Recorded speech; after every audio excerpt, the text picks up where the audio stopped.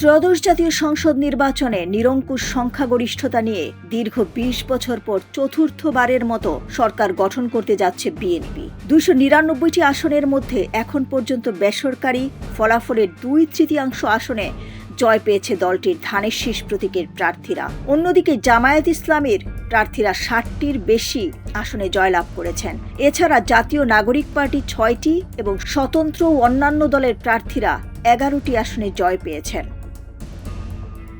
শীর্ষ নেতাদের জয় ঢাকা ১৭ ও বগুড়া ৬ আসনে বিপুল ভোটে বিজয়ী হয়েছেন বিএনপির চেয়ারম্যান তারেক রহমান। অন্যদিকে ঢাকা ১৫ আসনে বিজয়ী হয়েছেন জামায়াতে ইসলামের আমির ডক্টর শফিকুর রহমান। বিএনপির ক্ষমতার ইতিহাস সর্বশেষ ২০০১ সালে সংসদ নির্বাচনে বিএনপি নিরঙ্কুশ সংখ্যাগরিষ্ঠতা পেয়ে সরকার গঠন করেছিল। ২০০৬ সালের ২৮ অক্টোবর তৎকালীন প্রধানমন্ত্রী বেগম খালেদা জিয়া রাষ্ট্রপতির কাছে ইস্তফাপত্র প্রদানের মাধ্যমে সেই মেয়াদের সমাপ্তি ঘটে।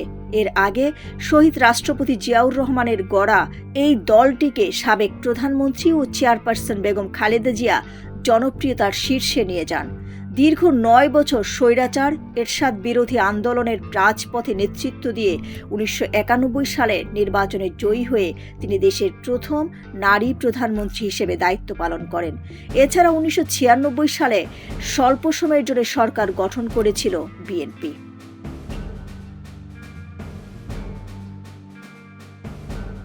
তারেক রহমানের অভিষেক ও নেতৃত্ব বিএনপির পক্ষ থেকে আগেই ঘোষণা করা হয়েছিল। দল ক্ষমতায় গেলে বর্তমান চেয়ারম্যান তারেক রহমানই হবেন দেশের পরবর্তী প্রধানমন্ত্রী।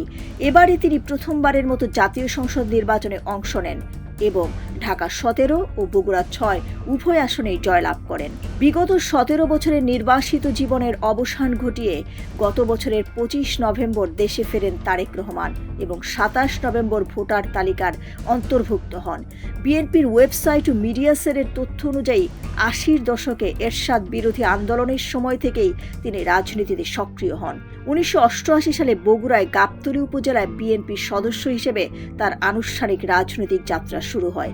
১৯৯৩ সালে বগুড়ায় গোপন ব্যালটের মাধ্যমে নেতা নির্বাচনের সংস্কৃতি চালু করে তিনি তৃণমূল রাজনীতিতে সাড়া ফেলেন। ২০০২ সালে দলের সিনিয়র যুগ্ম মহাসচিব এবং ২০০৯ সালে সিনিয়র ভাইস চেয়ারম্যান নির্বাচিত হন তিনি।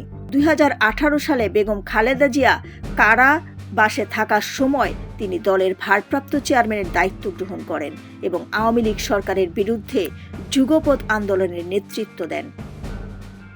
উল্লেখ্য, গত ৩০ ডিসেম্বর বিএনপির চেয়ারপারসন বেগম খালেদা জিয়া মৃত্যুবরণ করেন। এরপর ৯ জানুয়ারি দলের স্থায়ী কমিটি তারেক রহমানকে চেয়ারম্যান হিসেবে আনুষ্ঠানিক স্বীকৃতি দেয়। সংসদীয় সমীকরণ বাংলাদেশের সরকার গঠনের জন্য ৩০০টি সংসদীয় আসনের মধ্যে অন্তত ১৫১টি আসনের জয়ের প্রয়োজন হয়। বেসরকারি ফলাফল অনুযায়ী বিএনপি এককভাবে সেই সংখ্যা অতিক্রম করেছে।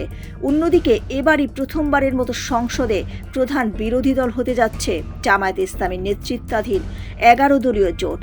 এর আগে জামায়াত বিএনপির নেতৃত্বাধীন জোটের অংশ হিসেবে সরকার ও বিরোধী দলে থাকলেও এবারই প্রথম তারা প্রধান বিরোধী শক্তির মর্যাদা পেতে যাচ্ছে। ডেস্ক রিপোর্ট, সোনালী নিউজ।